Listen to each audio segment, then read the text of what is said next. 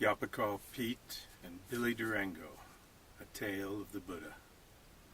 Push, push, pedal, pedal, straining calves and thighs across desert sands, endless pumping mountains distant rise blue-purple dawn, shift, sweep, the fine-tuned gravel splashes and runs before the wheels, sweat-sweetened brow furrowed as the dusty rills.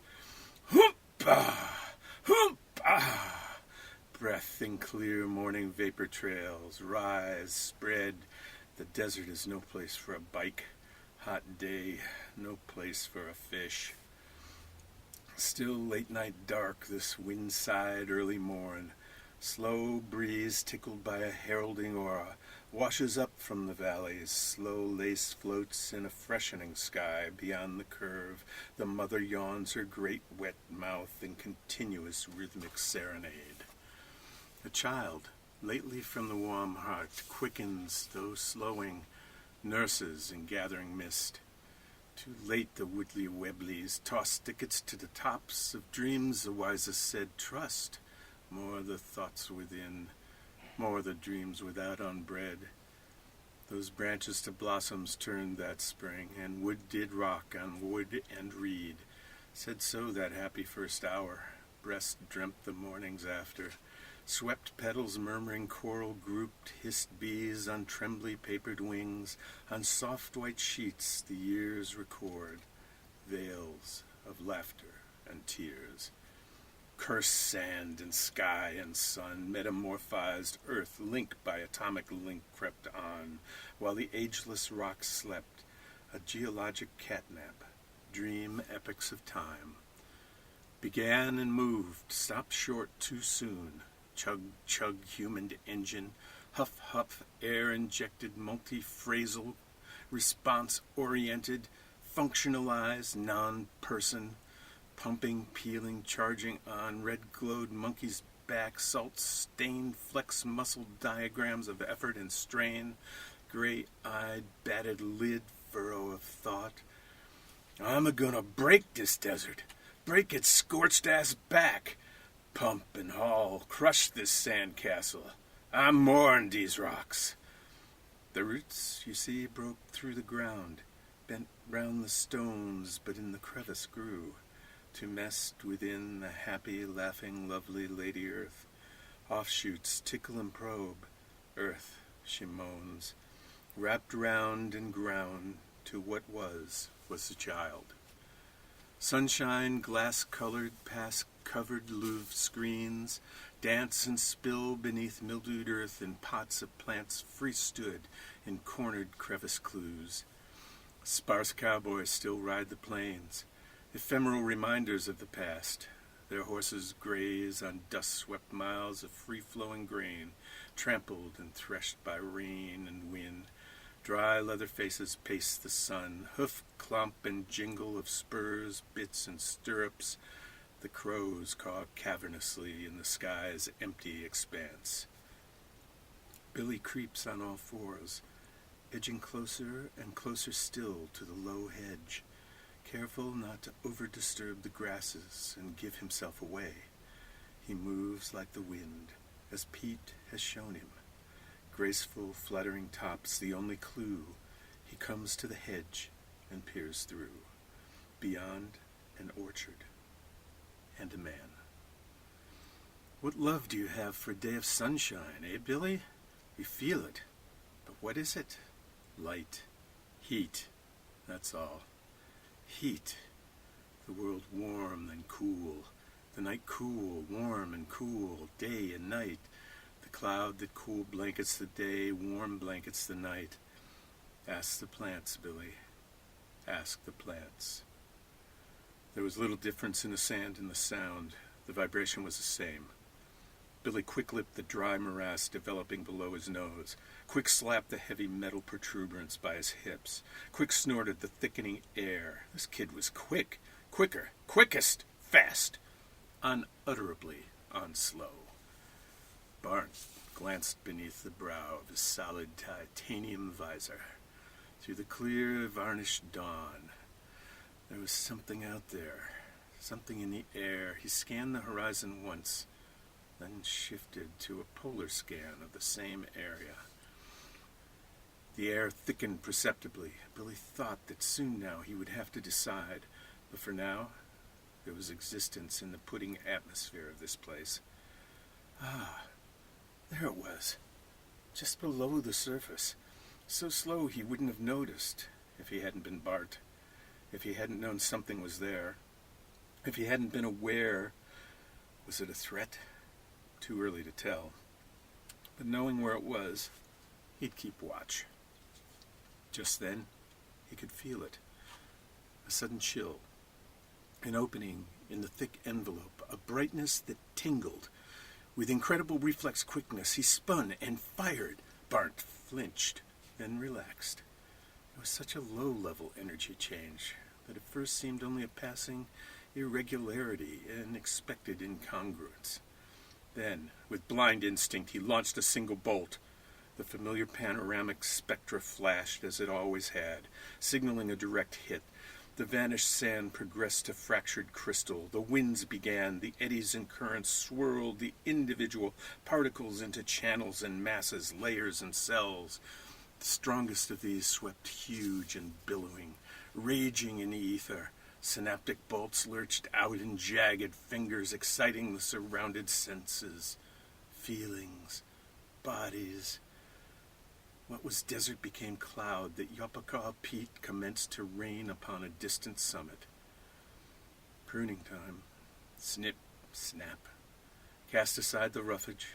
Shrubbery smiles. These leave branches to the fence and go. A dam in the countryside's mainstream. These larger cuttings, spoons and forks. The logs to lumber, chairs and such. A new room? Too early. Too soon to plan again. The rocking stopped just recently. Could he hope so soon for new buds? The singing clang of the dinner bell, a chance perhaps. He smiled and gathered grasses and the few wild flowering thistles for the table. Billy, already before his time. Billy, locked perpetually at the cusp of birth, watches the seasons fold one into another, leads now spring, now summer and fall, hand in hand through winter, coaxes winter to be gentle, but this is his vain offering. Winter seldom listens. Start slow, Billy. Fly soft, then glide. Now quick beat, raise, race, dive, spread silver wings and slow. Now go, now fast, fly, fly, fly.